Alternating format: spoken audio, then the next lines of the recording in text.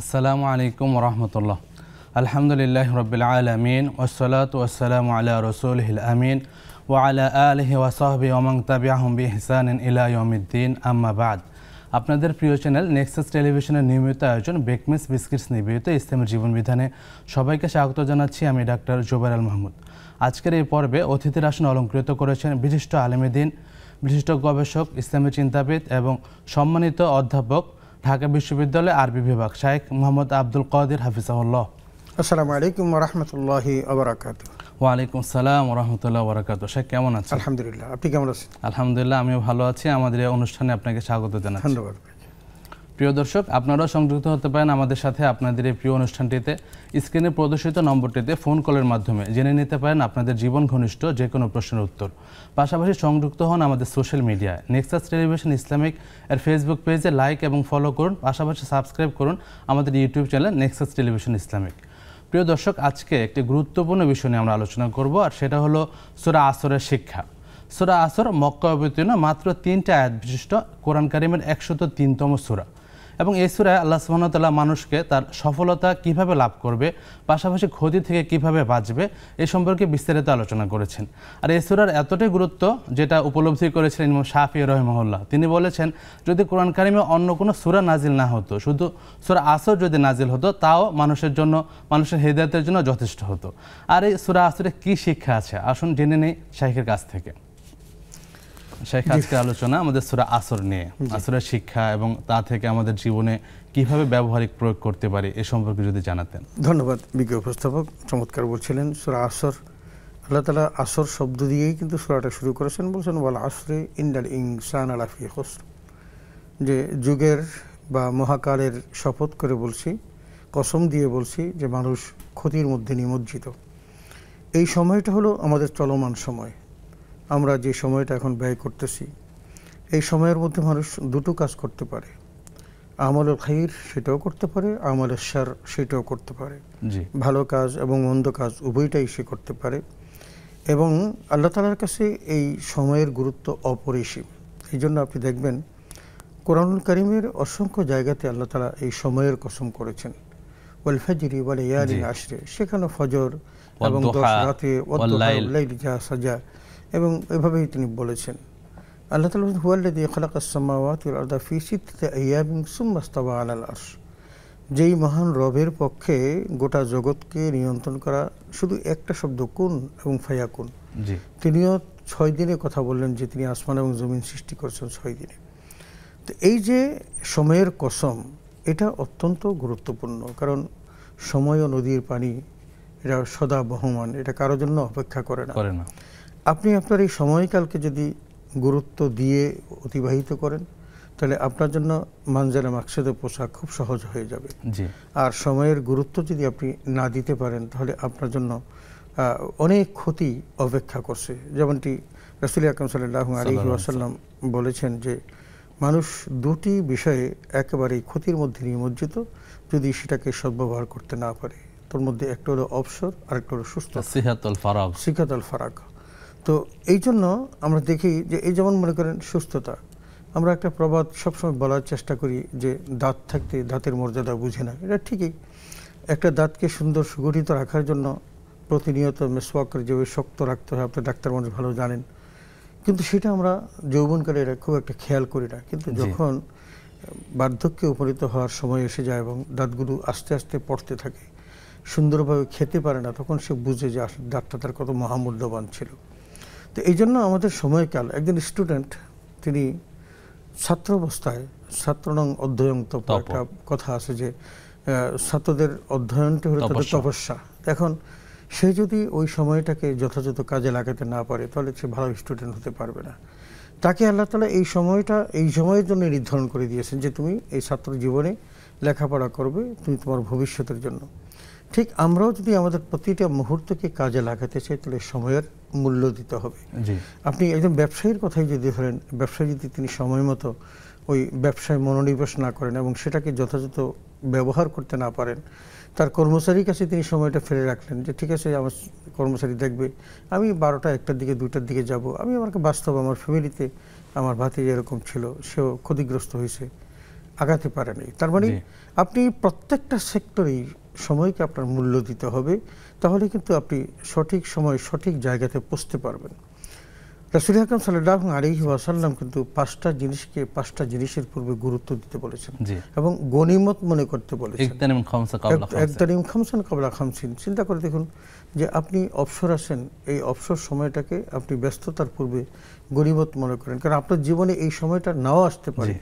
এই অবসর সময়ে আপনি যত বেশি আল্লাহর জিকির করবেন, যত ইবাদত করবেন, আপনি হয়তো বাস্তব জীবনে কর্মজীবনে অনেক ব্যস্ততার মধ্যে পড়ে যাবেন, কিন্তু ওই ব্যস্ততার জীবনে যদি আপনি ব্যস্ততায় পড়েও যান, কিন্তু অবসর সময়ে আপনি যে পুঁজি সংগ্রহ করতে পেরেছেন, এটাই আপনি অনেক দূর চলতে পারবেন।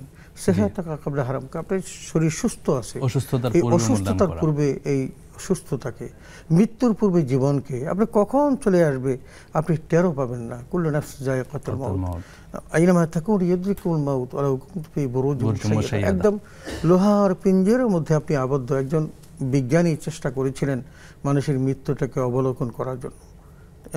একটি আমেরিকার ম্যাগাজিনে পেয়েছিলাম, তিনি একজন মুমূর্ষু রোগীকে কাঁচ পাত্রের মধ্যে রেখে তিনি বাইরে থেকে মেশিন ফিট করে তিনি অপেক্ষা করছেন যে মানুষটার জীবন কখন আজরাইল হরণ করে তিনি এটা দেখবেন। সমস্ত মেশিনপত্র ফিট করে তিনি কানে দিয়ে একদম নিবিষ্ট মনে তিনি বসে আছেন, কিন্তু কিছুক্ষণ পর শুধু একটু টুন করে একটা আওয়াজ পেলেন, মানুষটা নিথর হয়ে যেতে দেখলেন। তিনি আর আবিষ্কার করতে পারলেন না যে এই কাঁচপাত্রের মধ্যে কেমন করে আজরাইল ঢুকলেন আর কেমন করে তার জানটা কবজ করে নিয়ে এটা তো সম্ভব নয়। এটা জানা সম্ভব নয়, কারণ আল্লাহ সেই সুযোগটা দেন নাই। শুধু তাই নয়, আপনার আমার বাড়ির পাশে আমার বাবা মা শুয়ে আছে কবরের মধ্যে 3.5 হাত, এবং সেখানে কবরে আযাব হচ্ছে। কবরে আযাব সত্য আমরা দেখি না, কিন্তু আমরা অনুধাবন করতে পারি না, আমরা দেখি। আরো শুনবো ইনশাআল্লাহ। প্রশ্ন নিচ্ছি। আসসালামু আলাইকুম। আসসালামু আলাইকুম। ওয়ালাইকুম আসসালাম। জি বোন বলুন। আমার প্রশ্ন, হুজুর, কেউ যদি ইংরেজি চাকরি করে যা হয় ওটা তো অবৈধ ব্যবসা, ওখানে যদি আমাকে দাওয়াত দেয় আমার দাওয়াত খাওয়া যাবে? কিসের ব্যবসা করে? এনজিও যেটা সুদের কথা। এনজিওতে। আচ্ছা আচ্ছা। অন্য কোনো প্রশ্ন আছে বোন? এইটাই। অসংখ্য ধন্যবাদ বোন, আমাদের সাথে থাকুন, একটু পরে উত্তরটি জানছি। শেখ, আমরা আলোচনা করছিলাম। জি, তো এখন এখানে আমরা দেখলাম যে মৃত্যুর পূর্বে তার জীবনের এই সময়কালটা এটাকে গুরুত্ব দিতে বলেছেন। তারপর যে সুস্থতার পূর্বে অসুস্থতার পূর্বে সুস্থতাকে, যৌবনকালকে তার বার্ধক্যের পূর্বে, অবসরকে বলেছেন যে তার ব্যস্ততার পূর্বে। এমনিভাবে কয়েকটা জিনিস আমরা দেখেছি যে এগুলোকে রাসূল আকরাম সাল্লাল্লাহু আলাইহি ওয়াসাল্লাম গুরুত্ব দিতে বলেছেন। কিন্তু আল্লাহ কোরআন কারিমে যে কথাটা আমাদেরকে বলেছেন যে ইন্নাল ইনসানা লাফি খুসর, প্রতিটি মানুষ কি ক্ষতির মধ্যে নিমজ্জিত। এই যে ক্ষতির মধ্যে নিমজ্জিত মহাকালের কসম করে আল্লাহ তাআলা বললেন, সেখান থেকে আল্লাহ তাআলা 4 শ্রেণীর মানুষকে আলাদা করে ফেলেছেন।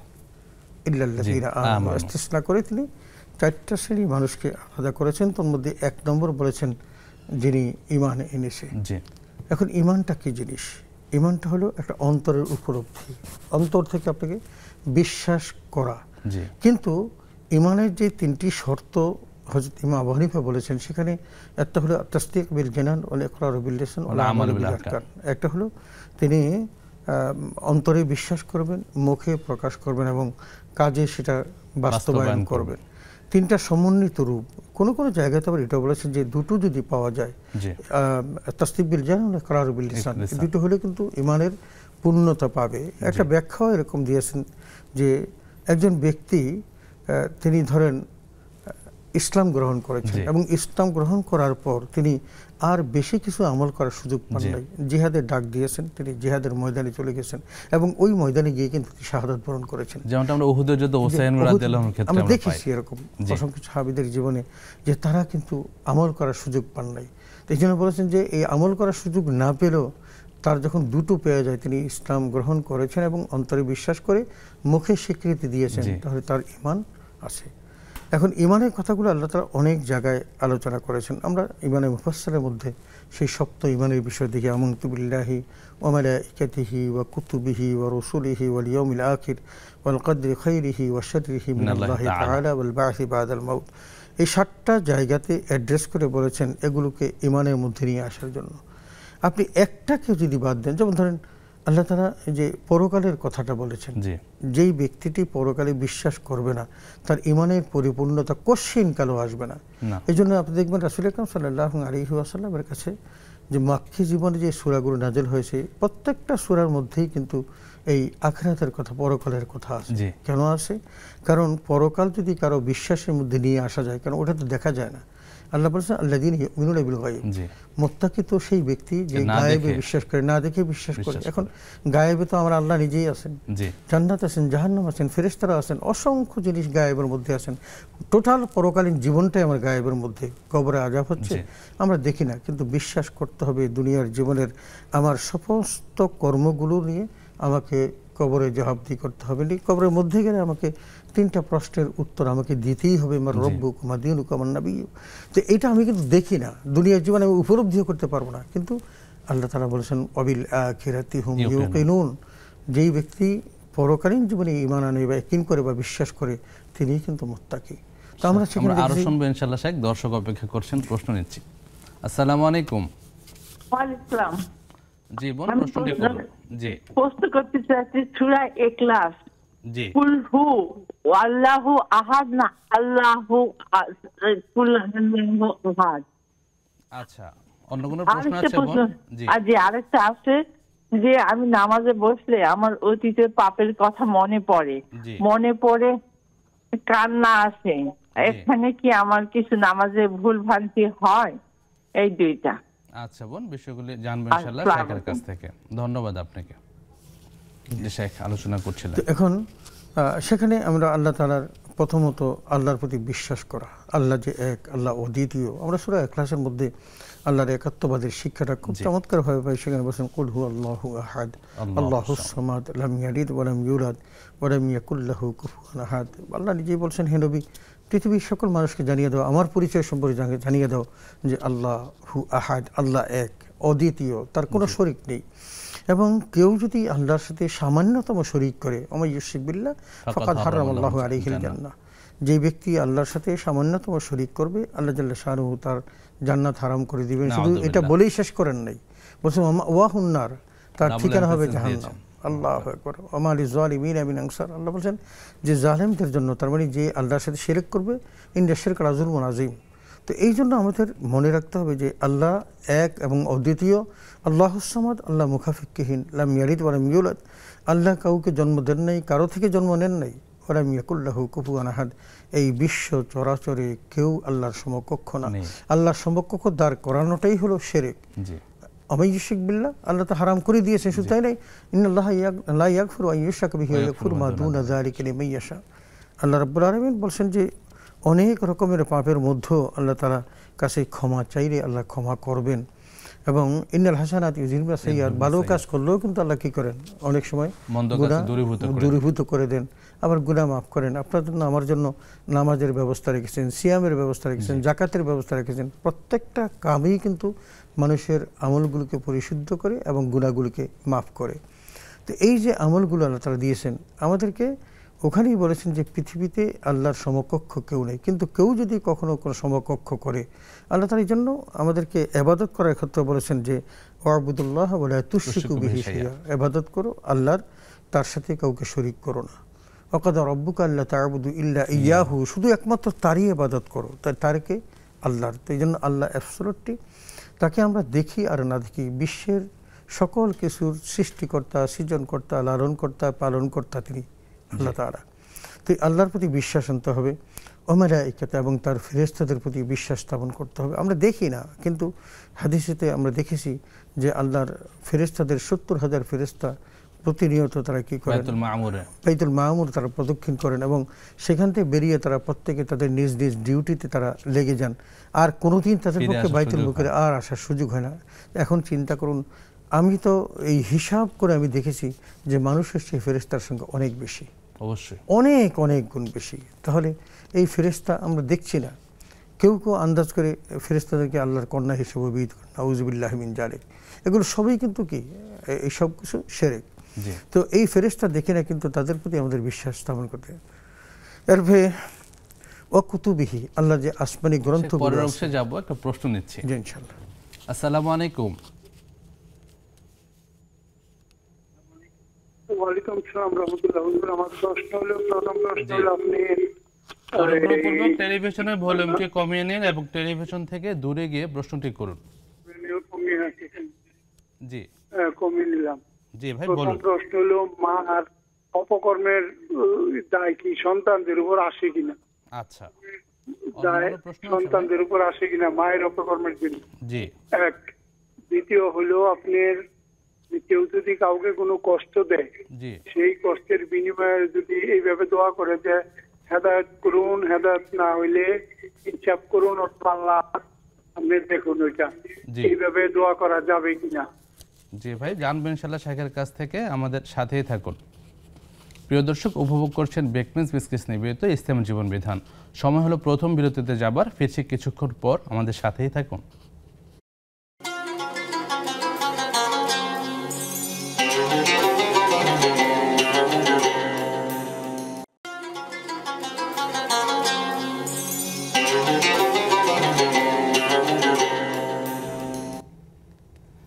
আসসালামু আলাইকুম রহমতুল্লাহ। প্রিয় দর্শক, বিরতির পর আবারও স্বাগত জানাচ্ছি আপনাদের প্রিয় অনুষ্ঠান বেকমেন্স বিস্কিটস নিবেদিত ইসলামী জীবন বিধানে। আমাদের সাথে আছেন শাইখ ডক্টর আব্দুল কাদের হাফিজাহুল্লাহ।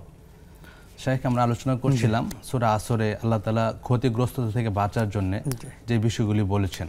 যে তাহলে এক নম্বর আমরা যেটা পেলাম সেটা হলো আমি ক্ষতি থেকে বাঁচতে পারবো জি যদি আল্লাহর প্রতি আমি বিশ্বাস স্থাপন করি। যদিও আল্লাহর প্রতি বিশ্বাস স্থাপন করাটা এটা আল্লাহ তাআলা এটা এটা মহান রবের পক্ষ থেকে একটা অনুগ্রহ। সবার কিসমতে কিন্তু ঈমান আসে না। এই জন্য আল্লাহ বলছেন ওয়ালাকিন আল্লাহ হাব্বাবা ইলাইকুমুল ঈমানা ওয়া যায়্যানাহু ফি কুলুবিকুম ওয়া কাররাহা ইলাইকুমুল কুফরা ওয়াল ফুসুকা ওয়াল ইসয়ান। চিন্তা করে দেখেন, তো এই যে আল্লাহ তাআলা আপনি আমাকে এই সুযোগ দিলেন ঈমান আনার মতো, যদি ঈমানটা আনতে পারি তাহলে আমরা ক্ষতি থেকে বাঁচতে পারবো। 4 শ্রেণীর মধ্যে প্রথম। দ্বিতীয়টা হলো ওয়ামিলুস সালিহাত, সৎকর্ম করা। আপনি একটা জিনিস দেখবেন, যতগুলো জায়গাতে কোরআনুল কারীম আল্লাহ জান্নাতের কথা বলছেন, প্রত্যেকটা জায়গাতে কিন্তু নেক আমলের কথা বলেছেন। ইন্নাল্লাযীনা আমানু ওয়া আমিলুস সালিহাতি কানাত লাহুম জান্নাতুল ফিরদাউসি নুজুলা। এই যে আপনার জন্য জান্নাতুল ফেরদাউস আল্লাহ তৈরি করে রেখে দিয়েছেন, আপনাকে সেখানে দিবেন, অনাদি অনন্তকালের সুখ ভোগ করবেন, এটার প্রাপ্তির একমাত্র গ্যারান্টি হলো আল্লাহর প্রতি ঈমান আনার পর সৎকর্ম করা, আমল সালেহ করা। যদি আপনার কিসমতে আমল সালেহ না থাকে তাহলে কিন্তু আপনি পারবেন না। একটা মানুষ জীবনভর যা কিছু করেছে, জাতির জীবনের সকল কিছু যদি সে ইসলামাইজড করতে পারে এবং ইসলামকে কেন্দ্র করে করতে পারে, সৎকর্ম করতে পারে, শুধু সৎকর্মের মধ্যে আপনি নামাজ, রোজা, হজ, যাকাত এমনটি না। আপনি ব্যবসা করছেন, আপনার এই ব্যবসার মধ্যে হালালিয়তার সাথে ব্যবসা করা, এটাও সৎকর্ম। আপনি শিক্ষকতা করছেন, সেখানেও আপনি ফাঁকি ফুঁকি না দিয়ে যদি সেখানে শিক্ষকতা করেন। আপনি ডাক্তার আছেন, ডাক্তার যদি আপনার যে সার্টেন টাইম যেটা আপনাকে নির্ধারিত করে দেওয়া হয়েছে সেখানে যদি আপনি কোনো ফাঁকি না দেন, এটাও আপনার সৎকর্ম। একটা মানুষের 24 ঘন্টা জীবনের যাপিত জীবনের সকল কর্মই ইবাদত। এই জন্য ইবাদতের সংজ্ঞাটা হলো আল্লাহ যে কাজটা করতে বলেছেন করা, যে কাজটা করতে নিষেধ করেছেন সেটা বর্জন করা। এই জন্য আমরা যদি সৎ কর্ম করতে পারি তাহলে কিন্তু আমরা এই ক্ষতি থেকে বেঁচে যেতে পারবো। কারণ আল্লাহ তার কোনো মুমিন বান্দাকে কশ্চিন কালো জাহান্নামে দিবেন না। আল্লাহ তাআলা তার প্রত্যেকটা মুমিন বান্দাকে মান ক্বালা লা ইলাহা ইল্লাল্লাহ ফাদাখালাল জান্নাহ, যদি সে নিবিষ্ট মনে আল্লাহকে ডেকে আল্লাহর প্রতি নিরঙ্কুশ বিশ্বাস স্থাপন করতে পারে, আল্লাহ তাকে জান্নাত দিবেন। যদিও কর্মজীবনের কিছু ভুল ত্রুটির জন্য থেকে কিছু কষ্ট ভোগ করতে সাময়িক সময়ের জন্য আল্লাহ সেখানে আমাদের সবাইকে জান্নাতুল ফিরদাউস দান করুন। সেই পরের আলোচনা শুনবো, প্রশ্ন নিচ্ছি ইনশাআল্লাহ। আসসালামু আলাইকুম ওয়া রাহমাতুল্লাহ। ওয়া আলাইকুম আসসালাম। জি বল, প্রশ্নটি করুন। আমার প্রশ্ন হলো এই যে আমি রুকুতে গেছি, রুকুতে যাওয়ার সময় তো সুবহানাল্লাহ ওইটা মনে করেন তিনবার, কমপক্ষে তিনবার বলতে হয়। আমি প্রথমবার আমার একটু ভুল ওইটার মনে হইলো, তারপরে আরো তিনবারই বলছি। এটা কি হবে? আমি কি আবার ভুল হয়েছে মতন সুহু সিজদা দিই নাই, সুহু সিজদা না দিলে মনেই নাই, একবার নামাজ সেটা উঠে গেছি গে, তখন কি ওই নামাজের অন্য কোনো প্রশ্ন আছে? আর একটা আছে। জি বোন বলুন। আর আমরা যে মনে করেন আমার অন্য কোনো কিছু হইলে মনে হয় যে এই জিনিসটা অমুকের দিমু, এই কিছু টাকা অমুকের দিমু, বা ওই জিনিসটা তো অমুকের, এটা কি মানতের পর্যায়ে পড়ে? আর মানত কি এই জাকাতের যে যারা খাওয়ার যোগ্য তাদেরকে দিতে হবে না, আর একটু দৈনিক কেউ মনে করেন আত্মীয় স্বজন একটু সচ্ছল না আবার অসচ্ছল না, এই ধরনের মানুষকে সাধারণ দান দিলে সোয়াব পাবো কিনে? জীবন মানত বিষয়ে বিস্তারিত আমরা শেখের কাছ থেকে জানবো ইনশাআল্লাহ, আমাদের সাথেই থাকুন। আমাদের সাথে আরেকজন দর্শক আছেন। আসসালামু আলাইকুম। আসসালামু আলাইকুম। ওয়ালাইকুম আসসালাম ওয়া রাহমাতুল্লাহ। জি বোন, প্রশ্নটি করুন। হুজুর, আমি আরেকদিন এই প্রশ্নটা করছিলাম, কিন্তু বিদ্যুৎ চলে যাওয়ায় আমি আর উত্তরটা শুনতে পারি নাই। জি জি বোন বলুন। হুজুর, আমার প্রশ্ন হচ্ছে, আমি প্রশ্ন করেছিলাম যে সাইয়্যিদুল তওবা, বড় দোয়া সাইয়্যিদুল ইস্তিগফার নামে যে পরিচিত, এই দোয়াটা সকালে পাঠ করলে সারা দিনের মধ্যে মারা গেলে তার জন্য জান্নাত ওয়াজিব হয়ে যায় এবং তার গুনাহ সম্পূর্ণভাবে ক্ষমা হয়ে যায়। এটা আসলে কতটা সহি, এটা আমি জানতে চাই। আচ্ছা, অন্য কোনো প্রশ্ন আছে? জি। আমাদের সমাজে যখন কোনো নারীর স্বামী মারা যায়, তখন অন্যান্য মহিলারা আলোচনা করে, বলে কি, দেখ ওর স্বামী মারা গেছে, ও এইভাবে বেপরদা চলাফেরা করে, ওর কবরে কত আযাব হবে, স্বামীর কবরে নাকি অনেক আযাব হবে স্ত্রীর বেপরদা চলার কারণে। এটা কতটা সত্যি? আচ্ছা বোন, আমরা শেখের কাছ থেকে জানবো ইনশাআল্লাহ, আমাদের সাথে থাকুন। শেখ, আমরা আলোচনায় ফিরছি। আমরা দুইটা বিষয় আলোকপাত করেছি, আমাদের ক্ষতি থেকে বাঁচা। তৃতীয় চতুর্থ বিষয়টি সম্পর্কে যদি বলেন। তৃতীয় বিষয়টা হলো ওয়াতাওয়াসাউ বিল হক। জি। সত্যের আহ্বান করা, একে অন্যকে সত্যের আহ্বান করা, এটা একটা ম্যান্ডেটরি কাজ, এটা ফরজ কাজ। জি। আমরা আল্লাহ দেখবেন যে অনেকগুলো জায়গাতে বলছেন কুনতুম খায়রা উম্মাতিন উখরিজাত তা'মুরুনা বিল মারুফ ওয়া তানহাউনা আনিল মুনকার ওয়ালতাকুম মিনকুম উম্মাতুন ইয়াদউনা ইলাল খায়রি ওয়া ইয়া'মুরুনা বিল মারুফ ওয়া ইয়ানহাউনা আনিল মুনকার। প্রত্যেক অনেকগুলো জায়গাতে আবার বলছেন আল মুমিনাতু বাদুহুম আউলিয়া বাদ তা'মুরুনা বিল মারুফ ওয়া তানহাউনা আনিল মুনকার। তো আমরা এই বিষয়টা কি, বিষয়টা হলো আপনার চোখের সামনে কোনো অন্যায় হলে আপনি তাকে কি করবেন, হাত দিয়ে বাধা দিবেন যদি সক্ষম হন। মান রাআ মিনকুম মুনকারান ফালিয়ুগাইয়ির বিয়াদিহি, যদি সক্ষম হয় তাহলে হাত দিয়ে বাধা দিবেন। ফাইন লাম তাসতাতি ফাবিলিসানিহি, যদি সেটা আপনি না পারেন, হাত দিয়ে দেওয়ার মতো সক্ষমতা আপনার নাই, তাহলে আপনি তাকে মুখে দিয়ে রাখা বলবেন যে ভাই আপনি এই কাজটা করবেন না। আর যদি সেটাও না পারেন তাহলে কলবিহি, তাহলে অন্তরে বলবেন। এটা ফাহুয়া আদাফুল ঈমান, এটা সর্বনিম্ন ঈমানের একটা অবস্থান। কিন্তু প্রতিটি মানুষকে আপনার সঠিক কর্মে আহ্বান করা এবং খারাপ কাজ থেকে বিরত রাখা, এটা একটা ফরজ কাজ। এটা আপনাকে আমাকে যে কাউকে করতে হবে। যেমন আমরা যারা বাসা বাড়িতে আসি, পরিবারের কর্তা হিসেবে কুল্লুকুম রাইন ওয়া কুল্লুকুম মাসউলুন আন রাইয়াতিহি, আমরা তো দায়িত্বশীল, এবং দায়িত্বশীল ব্যক্তির কাজটাই হলো অন্যকে আহ্বান করা, অন্যকে সঠিক পথে নিয়ে আসা। তার সন্তান যদি বিপদগামী হয় তাকে সঠিক পথে নিয়ে আসা, তাকে সৎ শিক্ষা দেওয়া, এবং মেয়েরা যদি বিপদগামী হয়, স্ত্রী যদি বেপরদা হয়, তাহলে তাদেরকে ফেরত নিয়ে আসা, এটা তার দায়িত্ব। যদি সেই দায়িত্বটা পালন না করে তাহলে তিনি গুনাহগার হবেন। এখন তার কাজ হলো কি, আমারাইনি দেল বালাগ, কাজটা হলো তার পৌঁছে দেওয়া। থেকে দায়িত্ব মুক্ত হতে হলে তাকে সৎ আহ্বানটা থেকে করতে হবে। এই জন্য আমরা বিভিন্নভাবে করতে পারি। ধরেন উদউ ইলা সাবিলি রাব্বিকা বিল হিকমাতি ওয়াল মাউইজাতিল হাসানা, আল্লাহ তাআলা বলেছেন যে তোমরা যে উত্তম উপদেশ এবং হিকমতের মাধ্যমে, প্রজ্ঞার মাধ্যমে আহ্বান করো। এমন সমাজ ব্যবস্থা আছে যেখানে আপনি দাওয়াত দিলে আপনার উপর আঘাত আসতে পারে, তো সেই জায়গাতে আপনি মুনাসিব যে শব্দগুলো, লফজগুলো ব্যবহার করা দরকার, সেটা দিয়ে আপনি তাকে আহ্বান করতে পারেন। আপনি যদি তাকে রূঢ় ভাষায় ব্যবহার করে তাকে আহ্বান করেন, তাহলে হয়তো দেখা যাবে সে আপনার কথা শোনা তো দূরের কথা, বরং উপরন্তু আপনাকে সে পাল্টা আঘাত করবে। এই জন্য আমরা মানুষকে ডাকবো, আহ্বান করব, কিন্তু ডাকাটা আমার ম্যান্ডেটরি কাজ, কিন্তু করব কি, তাকে সুন্দর ভাষায় উপদেশের মাধ্যমে। তো এই জন্য আমরা একে অন্যকে আহ্বান করা, দিনের দাওয়াত দেওয়া, সত্য কথাগুলো পৌঁছিয়ে দেওয়া, এটা আমাদের দায়িত্ব হিসেবে করব। যদি করতে পারি তাহলে ক্ষতি থেকে আমি নিজেকে বাঁচাতে পারলাম। আর 4 নম্বর, আমরা পরের অংশে যাব, প্রশ্ন নিচ্ছি। আসসালামু আলাইকুম। আসসালামু আলাইকুম। ওয়ালাইকুম আসসালাম। জি বোন, প্রশ্নটি করুন। জি ভাই, আমি খুশিদা বেগম বলছিলাম। জি বোন বলুন। জি, আমি বলতেছি আমার বাড়ি চট্টগ্রাম, আমি এখানে ঢাকাতে থাকি। জি। তো আমি কি দেশে গেলে আমার কি ফজর নামাজ পড়তে হবে? আচ্ছা, এটাই প্রশ্ন আমার। আচ্ছা আচ্ছা বোন, আমাদের সাথে থাকুন, আমরা জানবো ইনশাআল্লাহ। আচ্ছা, আসসালামু আলাইকুম। ওয়া আলাইকুম আসসালাম ওয়া রাহমাতুল্লাহি ওয়া বারাকাতুহু। জি শেখ, আমরা চতুর্থ বিষয়ে এসেছিলাম। চতুর্থ বিষয়টা হলো ওয়াতাওয়াসাউ বিস সবর, ধৈর্য, একে অন্যকে ধৈর্যের আহ্বান করা বা ধৈর্য ধারণের জন্য বলা। বিষয়টা এইটা অত্যন্ত গুরুত্বপূর্ণ। ধৈর্য ধারণ করা, আল্লাহ তাআলা বলেছেন ইন্নাল্লাহ মা'আস সাবিরিন। আবার অনেক জায়গায় বলেছেন ইন্নাল্লাহা ইউহিব্বুস সাবিরিন, আল্লাহ ধৈর্যশীলদের সাথে আছেন, ধৈর্যশীলদেরকে ভালোবাসেন, সব ঠিক।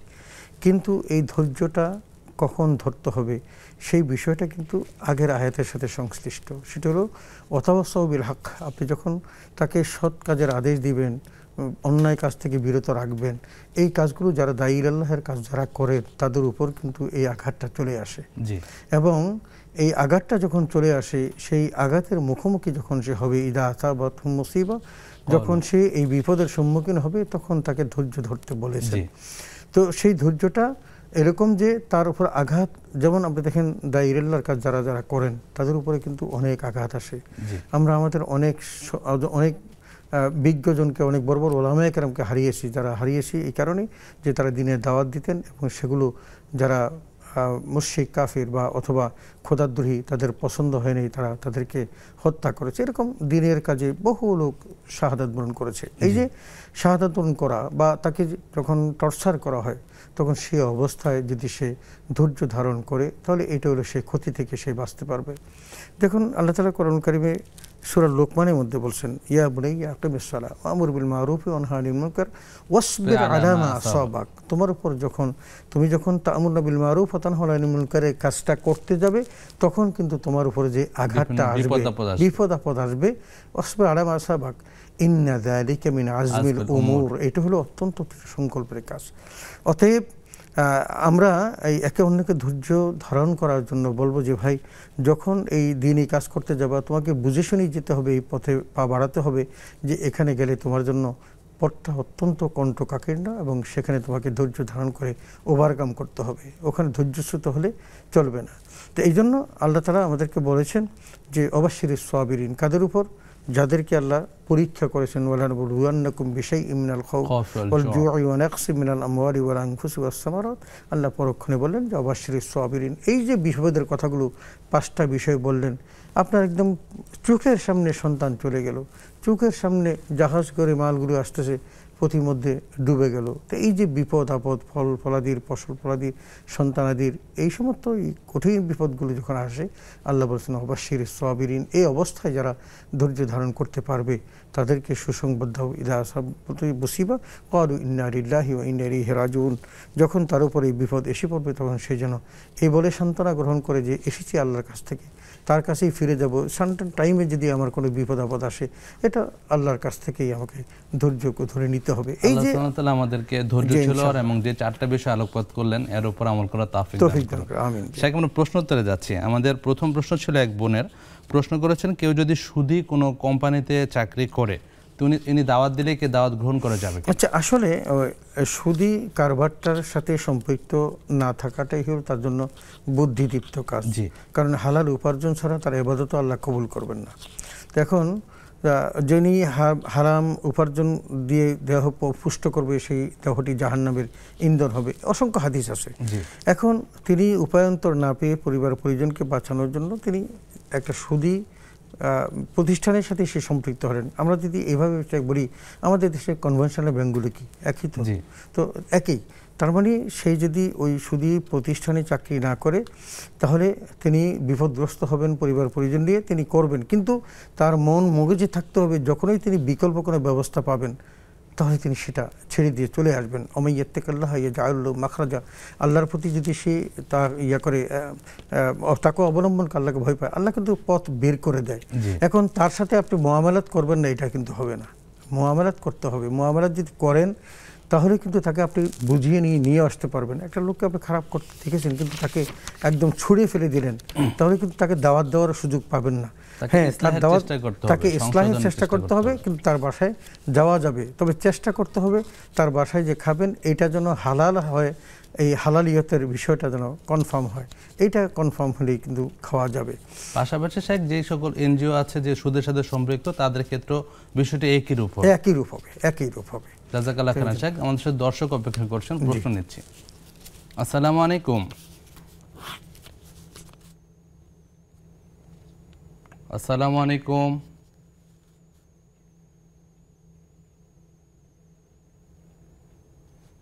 আসসালামু আলাইকুম, আপনাকে শুনতে পাচ্ছি।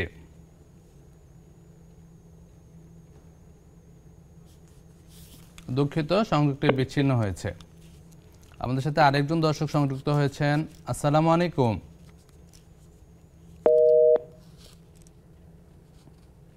দুঃখিত, আমাদের সাথে আরেকজন দর্শক আছেন। আসসালামু আলাইকুম। ওয়ালাইকুম আসসালাম। জি, আপনার পরিচয় দিয়ে প্রশ্নটি করুন। আমার নাম মোহাম্মদ সিদ্দিকুর রহমান, রাজশাহী থেকে। জি ভাই বলুন।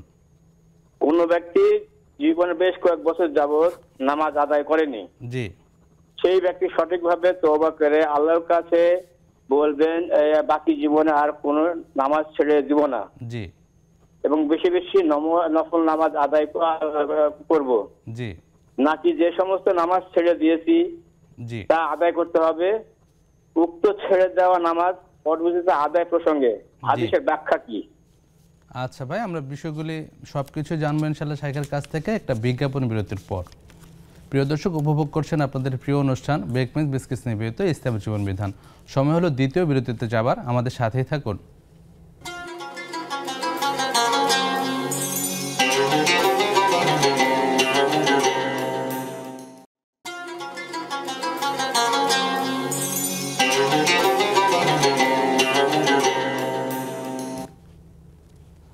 আসসালামু আলাইকুম রহমতুল্লাহ। প্রিয় দর্শক, বিরতির পর আবারও স্বাগত জানাচ্ছি আপনাদের প্রিয় অনুষ্ঠান ইসলামী জীবন বিধানে, প্রেজেন্টস বাই বেকমেস বিস্কিটস। আমাদের সাথে আছেন শাইখ আব্দুল কাদের হাফিজাহুল্লাহ। শাইখ, আমরা প্রশ্নোত্তরে যাচ্ছি। আমাদের বেশ অনেক প্রশ্ন জমা হয়েছে।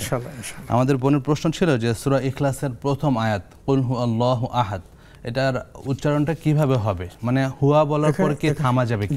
এখানে তিনটা শব্দ আছে। জি, তিনটার মধ্যে একটা প্রথম হলো কুল, জি, অর্থ হলো বলুন। জি, হুয়া হলো তিনি, তিনি মানে আল্লাহ। আহাদ হলো কি এক, তিনি এক। তার মানে কুল হু আল্লাহু আহাদ, যে বলো আল্লাহ এক। তো এখানে কুল হুয়া আল্লাহ তিনটা শব্দ যেহেতু একটু ভেঙ্গে ভেঙ্গে, তবে আমরা সবসময় কুল হু আল্লাহু আহাদ বলি, এতে কিন্তু কমপ্লিট হয়ে যায়, এখানে হেজিটেশনের কিছু নেই।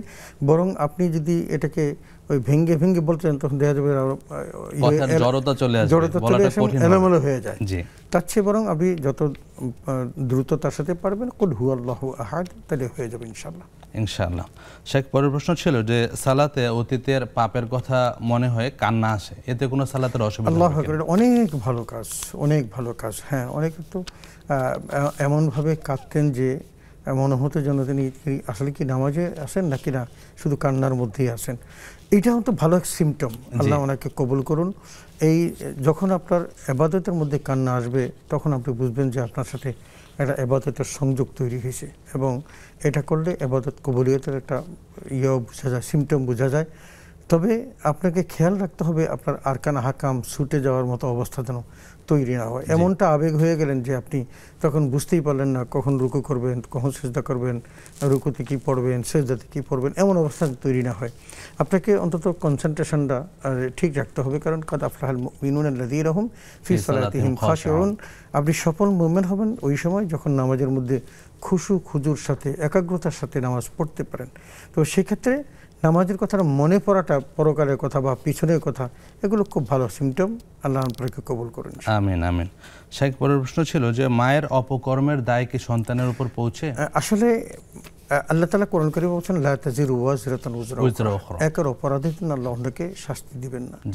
এখন যদি সন্তান মা বাবা যদি খারাপ কাজ করে সেটার জন্য আল্লাহ সন্তানকে শাস্তি দিবেন এমনটি কোনোভাবেই হওয়ার কথা না। তবে আমরা আমাদের প্রচলিত বিধানে বলি যে ছেলেটার এই যে এখন বড় একটা অসুস্থ যাচ্ছে, এই অসুস্থতার মূল কারণ তার মা ঠিক মতো চলে না, বাবা ঠিক মতো চলে না, বাবা উল্টাপাল্টা চলেন, এইসব এগুলো আসলে ঠিক না। এটা কুসংস্কার, কারণ আপনার উপর যা কিছু আপতিত হবে এটা মহান রবের পক্ষ থেকে হবে, এই বিশ্বাসটুকু আপনার থাকতে হবে ইনশাআল্লাহ। আল্লাহ সুবহানাহু ওয়া তাআলা আমাদেরকে সহি সমঝ দান করুন। শেখ, পরের প্রশ্ন, কাউকে কষ্ট দিলে তার জন্য হেদায়েতের দোয়া করা যাবে কিনা, বা এভাবে বলা যাবে কিনা, আল্লাহ যদি তাকে হেদায়েত না করেন তাহলে ধ্বংস করে দিন? এটা অনেকেই বলেন, কিন্তু রাসূল আকরাম সাল্লাল্লাহু আলাইহি ওয়াসাল্লামের যে সুন্নাহ, সেই সুন্নাহটা হলো কাউকে ধ্বংস হওয়ার জন্য বলা যাবে না। আল্লাহ যেমন রাসূল আকরাম সাল্লাল্লাহু আলাইহি ওয়াসাল্লামকে যখন একবারে তায়েফের জমিনে একদম কয়েকবার তিনি অজ্ঞান হয়ে গেলেন, জিবরাইল অলরেডি চলে আসলেন আল্লাহর পক্ষ থেকে, পাহাড়ে ফেরেশতা এসে বললেন যে আপনি বলুন আমি এই টোটাল তায়েফের জমিনটাকে উল্টিয়ে দিই, কিন্তু কিন্তু বলেছিলেন আল্লাহুম্মা ইহদি কওমি ফাইন্নাহুম লা ইয়ালামুন, আল্লাহ তুমি আমার এই জাতিটাকে হেদায়েত করো, তারা বুঝে না। তার মানে নবীজির কনসেপ্টটা হলো যে এরা না বুঝে আমার উপর অত্যাচার করেছে, যদি বুঝতো। এখন যারা বুঝছে না তাদের পর সন্তানরা হয়তো ঈমান আনবে, আমি কেন তার ধ্বংস কামনা করব? তো এটা নবীজির সুন্নাহ যেহেতু, সুতরাং আমরা ওই ধ্বংসের কথা না বলতে পারি, আমরা তার হেদায়েতের জন্য আমরা বলি। কারণ সে যদি অন্যায় করে থাকে এবং সে অন্যায় হয়ে গেলে তার জন্য শাস্তি তো আল্লাহ দিবেনই, অন্যায়ের শাস্তি সে পেয়ে যাবে, আমার বলে গুনাহগার হওয়ার কোনো দরকার নেই। তো জাযাকাল্লাহু খাইরান। শেখ, আমাদের দর্শক অপেক্ষা করছেন, আমরা প্রশ্ন নিচ্ছি। জি ইনশাআল্লাহ। আসসালামু আলাইকুম।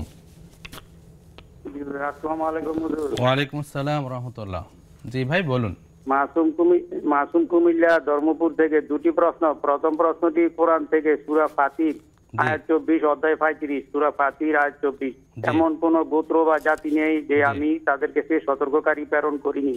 এমন কোন গোত্র বা জাতি নেই যাদের কাছে আমি সতর্ককারী প্রেরণ করিনি। আর দ্বিতীয় প্রশ্নটি হলো যে মাজারে গিয়ে হযরত শাহজালাল মাজার সিলেটের আজমি শরীফ, ওই সকল মাজারে গিয়ে নিজের জন্য দোয়া চাওয়া ইসলামে জায়েজ কিনা? আসসালামু আলাইকুম। বিষয়গুলো জানবো ইনশাআল্লাহ। ওয়া আলাইকুম আসসালাম ওয়া রাহমাতুল্লাহি ওয়া বারাকাতুহু। শেখ, আমরা পরের প্রশ্নে যাচ্ছি। আমাদের বোন সাইদা মিম অনলাইনে প্রশ্ন করেছেন যে অনেকেই হাসি তামাশা করে, অশ্লীল কথাবার্তা বলে, গালিগালাজ করে, এই বিষয়গুলো নিয়ে ইসলাম কি বলে? অশ্লীল গালিগালাজ করা, অশ্লীল কথাবার্তা বলা সব কিছুই কিন্তু গুনাহের কাজ, একটু সুখকর কাজ না বা আমলে খায়ের না, আমলের শায়ের এটা। এখন আমরা যদি বদ কাজ করি সেটার জন্য আমরা শাস্তি জাহান্নামী হব, যদি নেক কাজ করি এর বিনিময়ে আল্লাহ তাআলা জান্নাত দিবেন। সুতরাং ফাহেসা কথা বলে আমি আমার সময় তো নষ্ট করার কোনো যৌক্তিকতা নেই। বেদরকারী বেশি কথা বলার চেয়ে দরজা বন্ধ করে ঘুম যাওয়া আবাদত। তো আমি বসে হাসি ঠাট্টা করলাম, আমার যে আবাদতের জায়গাটা ঘুম যাওয়াটা, ওটার চেয়ে আমার উত্তম হলো ঘুম যাওয়াটা। কারণ পরিতৃপ্ত ঘুমের পর আল্লাহর জন্য আমি আবার ডাকার একটা বিশাল এনার্জি পাবো। এই জন্য আল্লাহ তাআলা আমাদেরকে হেফাজত করুন। আমরা বলছে রাসূল সাল্লাল্লাহু আলাইহি ওয়াসাল্লাম হাদিসের মধ্যে, ওয়ালা তাজাসসু ওয়ালা তাবাগাদু ওয়ালা তানাবাদু ওয়ালা তাদাবারু ওয়া কুনু ইবাদাল্লাহি ইখওয়ানা। আমরা মানুষকে ভ্রাতৃত্বের বন্ধনে আবদ্ধ করব, তার পিছনে কখনো লেগে থাকবো না। ওয়ালা তাজাসসু বলছেন জাসুসি করবো না, গোয়েন্দাগিরি করবো না। ওই কুল্লু হুমাসাতুন নুমাজা, আল্লাহ বলছেন যে এই যারা পরনিন্দা করে, পরচর্চা করে, জাহান্নাম পিছনে তো জাহান্নামী। তো আমি এমন কোনো কাজ করব না যেই কাজের বিনিময়ে আমাকে জাহান্নামে যেতে হবে। কারণ আল্লাহ আমাকে এই সুন্দর ছোট্ট একটা সময় দিয়েছেন, এই ছোট্ট সময়ের মধ্যে আমাকে জান্নাতের রাস্তাটা অর্জন করাটাই আমার সবচেয়ে বড় বুদ্ধিদীপ্ত কাজ। আল্লাহ সুবহানাহু ওয়া তাআলা আমাদের তৌফিক দান করুন। শেখ, পরের প্রশ্নে যাব বিরতির পর। জি ইনশাআল্লাহ। প্রিয় দর্শক, উপভোগ করছেন সরাসরি সম্প্রচারিত অনুষ্ঠান বেকম্যানস বিস্কিটস নিবেদিত ইসলামের জীবন বিধান। সময় হলো সর্বশেষ বিরতিতে যাবার, ফিরছি কিছুক্ষণ পর, আমাদের সাথেই থাকুন।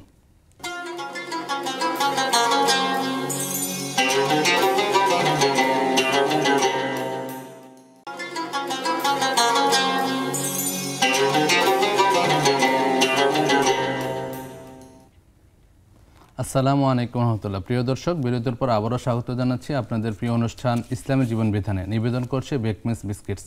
আমাদের সাথে আছেন শাইখ প্রফেসর ডক্টর আব্দুল কাদির হাফিজাহুল্লাহ।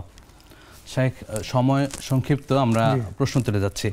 আমাদের পরের প্রশ্ন অনলাইনে বোন মাহফুজা মোস্তফা জানতে চেয়েছেন যে মুসলিম নাগরিক হিসেবে যদি কোনো দলকে পছন্দ না হয়, তিনি যদি ভোটদান থেকে বিরত থাকেন, তাহলে কি কোনো অসুবিধা আছে? না, এটা কোনো অসুবিধার কিছু নেই, কিন্তু আপনি ভোট তো আপনার আমানত, আপনি আমানত যথাস্থানে দেওয়াটা এটা হলো বুদ্ধিদীপ্ত কাজ। এখন যদি আপনি আপনার আমানতের মানুষ যাকে দিবেন, আপনি এমন কাউকে ভোট দিলেন যিনি সংসদে গিয়ে আপনার বিপক্ষে অবস্থান করলো, ইসলামের বিপক্ষে কাজ করলো, তাকে পাশ করিয়ে নেওয়ার চেয়ে না নেওয়াটাই উত্তম। তবে নিরুৎসাহিত করছি না, আশা করি ইনশাআল্লাহ এরকম লোক পেয়ে যাবেন যাকে আপনি মনের মতো করে ভোট দিয়ে সংসদে পাঠালে দিনের খেদমত হবে ইনশাআল্লাহ। ইনশাআল্লাহ।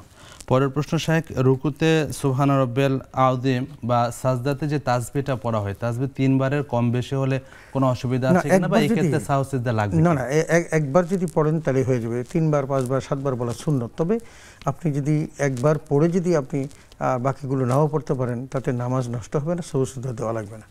জাযাকাল্লাহ। শেখ, পরের প্রশ্ন ছিল যে মানতের বিধানটা কি, আর মানতের যে খাবার বা গোশত, এটা কি সবাই খেতে পারবে কিনা? আচ্ছা, মানতের যেটা সেটা হলো আসলে কোনো শর্ত সাপেক্ষে যদি কোনো কিছু প্রদান করার নিয়ত করা হয়, এটা হলো মানত। এখন এটা আপনি যদি মানত করে থাকেন, সেটা আপনার নিয়তের উপর নির্ভর করবে। যদি মানত হয়ে থাকে তাহলে আপনি মানত পরিশোধ করেই কিন্তু আপনি কী করতে পারবেন। তবে মানতের গোশতটা, মাংসটা বিশেষ করে ইয়েকে দেওয়াটাই উত্তম, ওই গরিব মানুষ যারা, তাদেরকে দিয়ে দেওয়াটাই উত্তম। জাযাকাল্লাহ। পরের প্রশ্ন ছিল এক বোনের যে উনি সাইয়্যিদুল ইস্তিগফার সম্পর্কে ফজিলত শুনেছেন, সকালে পরে দিনের মধ্যে মারা গেলে তিনি জান্নাতে প্রবেশ করবেন, এই বর্ণনা বিশুদ্ধ কিনা? আসলে বর্ণনাটা বিশুদ্ধ, তবে বিষয়টা এরকম যে সাইয়্যিদুল ইস্তিগফারটা আপনার এমন হতে হবে যে ইস্তিগফারের পরে আপনার আর কোনো কি থাকবে না, কোনো গুনাহ থাকবে না। কারণ এটা তো সাইয়্যিদ মানে কি বড় নেতা, কারণ এই ইস্তিগফারের মধ্যে সবচেয়ে বড় যেটা সেটাকে সাইয়্যিদুল ইস্তিগফার বলে।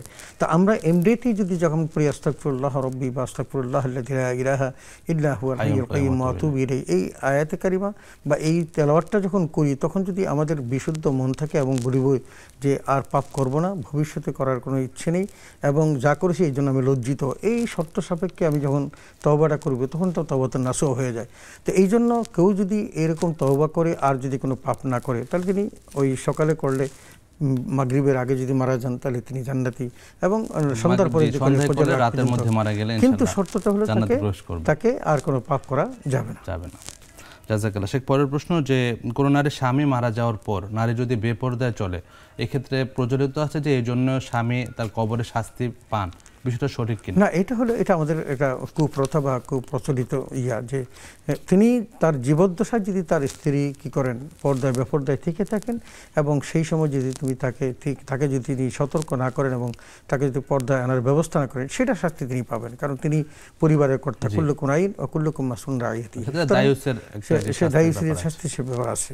সুতরাং সেটা হবে যখন তার জীবদ্দশায় হয়, কিন্তু তিনি মরে গেছেন, তার স্ত্রী যদি বেপর্দা থাকে সেই জন্য শাস্তি তার স্ত্রী হবে, এই জন্য স্বামীর শাস্তি হবে না।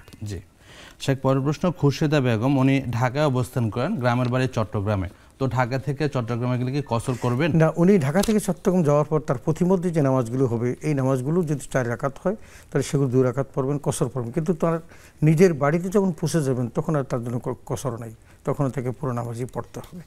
জি ভাই সিদ্দিকুর রহমান, উনি প্রশ্ন করেছেন রাজশাহী থেকে যে কারো যদি কয়েক বছরের নামাজ ছুটে যায়, এক্ষেত্রে উনি যদি একনিষ্ঠ তওবা করে বাকি নামাজগুলো নিয়মিত আদায় করেন, বিশেষ মনোযোগী হন, ওই ক্ষেত্রে তার তাওবা ইস্তিগফারে যথেষ্ট হবে না আগের নামাজ পড়তে হবে? না, যদি তিনি এরকম তওবা করতে পারেন যে তওবাতুন নাসুহা যেটাকে বলা হয়, ইউকাফির আনকুম সাইয়্যাতিকুম ওয়া ইদখিলুকুম জান্নাতিন তাজরি মিন তাহতিহাল আনহার, আল্লাহ তওবাতুন নাসুহা সময় কোরআন কারীমে বলছেন যে কেউ যদি তওবাতুন নাসুহা করে আল্লাহ তার পূর্বের গুনাহ মাফ করে দেন। সুতরাং উনি যদি তওবাতুন নাসুহা করতে পারেন, আল্লাহ তাকে মঞ্জুর করেন, তাহলে তার অন্যগুলোর প্রয়োজন হবে না। হ্যাঁ, তবে সতর্কতার জন্য আমরা কেন নামাজ পড়ি, আমরা আলোচনা বেশি হয়ে যায়, আমরা বারবার নামাজ পড়ছি এই কারণে, কারণ আমার কোন সিজদাটা আল্লাহর দরবারে কবুল হয়েছে এটা কিন্তু আমি জানি না। একটা সিজদা কবুল হলে কিন্তু জাহান্নাম দিতে পারবেন না, এই জন্য জানি না বলেই তার তওবাটা কবুল হয়েছে কিনা তিনি জানেন না, এই জন্য তার আগের যে নামাজগুলো তার বাদ হয়ে গেছে সেই নামাজগুলো তিনি যখনই সুযোগ পান তখন পড়ে নেবেন, পাশাপাশি নফল মুস্তাহাব বিশেষ মনোযোগী হবেন, বেশি করে নফল পড়বেন, কারণ এগুলো তার খুব ইম্প্যাক্ট আছে। প্রশ্ন যাচ্ছে ভাই শাফায়াত হোসেন প্রশ্ন করেছেন যে দুনিয়ায় মুসলিম দেশের চেয়ে খ্রিস্টান দেশের বা অমুসলিম দেশের সংখ্যা বেশি কেন? না, বেশি হলো আসলে আমি যদি এইভাবে বলি যে মুসলিম সংখ্যা তো কম না, 200 কোটি মুসলমান এখন পৃথিবীতে আছে, 200 কোটি মুসলমান আছে। এখন খ্রিস্টানদের সংখ্যা বেশি কেন? খ্রিস্টান ধর্ম ইহুদি ধর্ম তো আসছে আমাদের আগে, তাদের সংখ্যা বেশি তো হতেই পারে, হযরত মুসা আসলাম থেকে ইহুদি ধর্মের সূচনা, ঈসা আসলাম থেকে খ্রিস্টান ধর্মের সূচনা, তো তাদের সংখ্যা বেশি হতেই পারে। এটা হলো একটা আটলি জবাব। আর বেসিক যে জবাবটা সেটা হলো এই, ইসলাম ধর্মের মধ্যে যে ধর্মীয় কাজগুলো আছে এগুলোর থেকে ফিরিয়ে রাখার জন্য শয়তান সবসময় ওতপ্রোতভাবে জড়িয়ে আছে। সুতরাং সে ডিভাইড করার জন্য বা তাকে পথভ্রষ্ট করার জন্য যেহেতু সবসময় লেগে আছে, সুতরাং সেই সংখ্যাটা তো বেশি হবেই, কারণ শয়তানের দল তো বেশি, সুতরাং সেই হিসাবে তারা বেশি হতেই পারে। তবে তারা বেসিক্যালি যেহেতু আগে থেকে এই ধর্মমতগুলো প্রচলিত আছে, সুতরাং সেই ধর্মমতের মানুষ আগে আসার কারণে তাদের সংখ্যা আর বেশি আর কম সংখ্যাটা মানদণ্ড, এটা মানদণ্ড মুস্তাকিমে আছে এবং আল্লাহ এবং তার রাসূলের একনিষ্ঠ অনুসরণ মুসলমানের মধ্যে যদি কেউ সিরাতুল মুস্তাকিমে না থাকে তার তো মুক্তি নেই।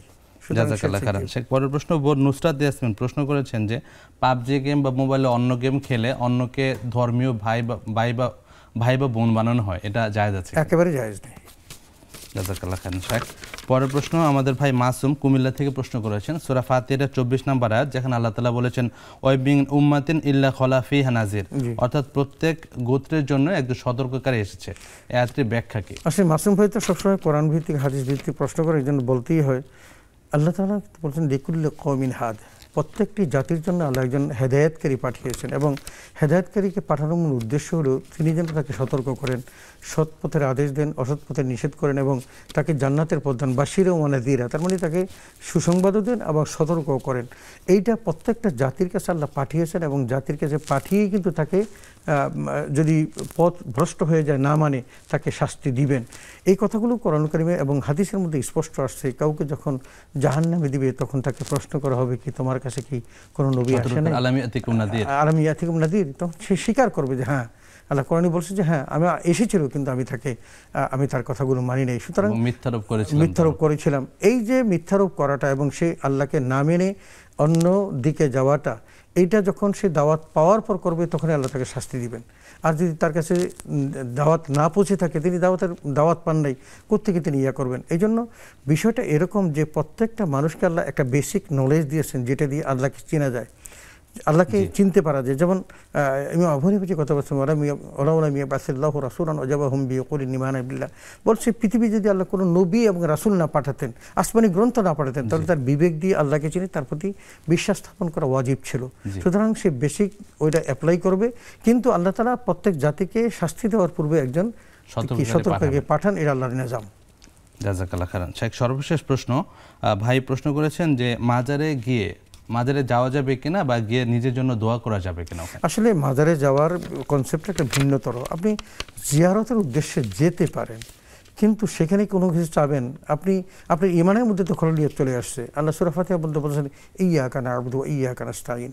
আপনি প্রতিনিয়ত বলছেন যে আমি শুধু তোমারই ইবাদত, তোমারই কাছে সাহায্য চাই। সাহায্য কর্তা হলেন আল্লাহ। আপনি অন্য কাছে সাহায্য চাইবেন, যার কাছে চাইবেন সে তো আবার আল্লাহর কাছে দায়বদ্ধ, সুতরাং আল্লাহর মুখাপেক্ষী। সুতরাং আমরা আল্লাহুস সামাদ, একমাত্র মুখাপেক্ষীহীন আল্লাহ, আর পৃথিবীর সকলেই আল্লাহর মুখাপেক্ষী। অতএব শুধু আল্লাহ না, অন্যের মুখাপেক্ষী। সুতরাং আপনি চাইবেন, যদি চাইতে হয় তো আল্লাহর কাছে চাইবেন, ওয়াস্তাঈনু বিস-সাবরি ওয়াস-সালাহ, আল্লাহ সাহায্য কামনা করতে বলেছেন, ফাসতাঈন বিল্লাহ। সুতরাং অসংখ্য কোরআন আয়াত আমাদেরকে বলছেন যে কোনো মানুষের কাছে না, চাইতে হলে আল্লাহর কাছেই চাইতে হবে। আল্লাহ সুবহানাহু ওয়া তাআলা আমাদের একনিষ্ঠভাবে তার নিকটে চাওয়ার তৌফিক দান করুন। রাসূলুল্লাহ সাল্লাল্লাহু আলাইহি ওয়াসাল্লাম বলেছেন জুতার ফিতার প্রয়োজন হলো আল্লাহর কাছে চাওয়ার জন্য বলেছেন। শেখ, পুরো প্রোগ্রাম জুড়ে আপনি আমাদের সময় দিলেন, আমরা সূরা আসরের বিস্তারিত ব্যাখ্যা জানলাম, পাশাপাশি অনেকগুলি প্রশ্নের উত্তর জানতে পারলাম। আল্লাহ সুবহানাহু ওয়া তাআলা আপনার ঈমানে, আমলে, হায়াতে বারাকা দান করুন। ধন্যবাদ আপনাকে, ধন্যবাদ নেক্সাস টিভির সকল কলাকুশলীকে যারা আমাকে এই সুন্দর কথাগুলো বলার প্ল্যাটফর্ম তৈরি করে দিয়েছেন। আল্লাহ তাদের হায়াতে বারাকা দান করুন, তাদের ব্যবসায় তারাক্কি দান করুন। আমিন আমিন। প্রিয় দর্শক, দেখতে দেখতে একেবারে শেষ পর্যায়ে আমরা চলে আসলাম।